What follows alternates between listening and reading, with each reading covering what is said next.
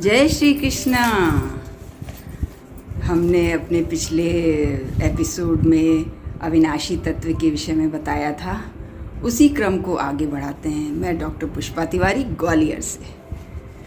भगवत गीता के दूसरे अध्याय का 20वां श्लोक है, न जायते मृत्ये वा कदाचिन अयम भूत्वा भविता वा न भूयः अजो नित्यः शाश्वतो अयम पुराणो न हन्यते हन्यमाने शरीरे।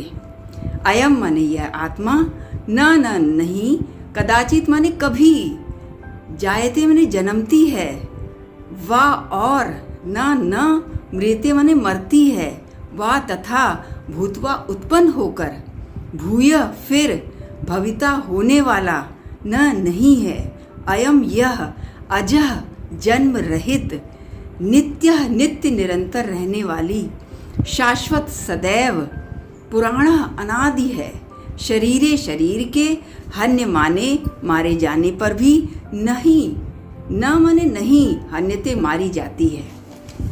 भगवान कृष्ण कहते हैं कि जैसे शरीर में 6 विकार होते हैं,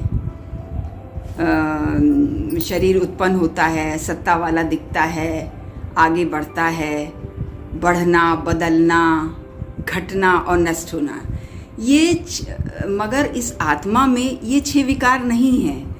ये जन्मती नहीं है और न मरती है, क्योंकि ये सदैव से ही है, इसमें कोई बदलाव नहीं होता है। और यह उत्पन्न होकर पुनः नहीं होती है, अर्थात इसका उत्पन्न होना और मरना, ये जो शरीर में जो विकार होते हैं, इस आत्मा में नहीं है।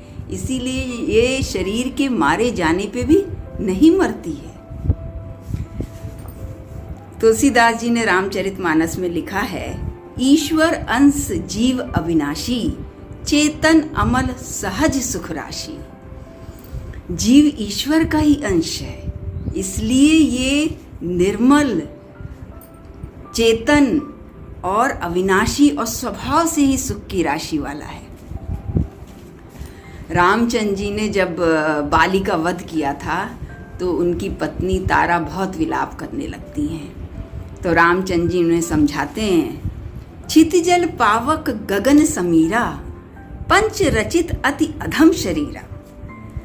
पृथ्वी, जल, वायु, आकाश और अग्नि, इन 5 चीजों से ये शरीर रचा गया है। इसलिए आप दुखी क्यों होती हैं?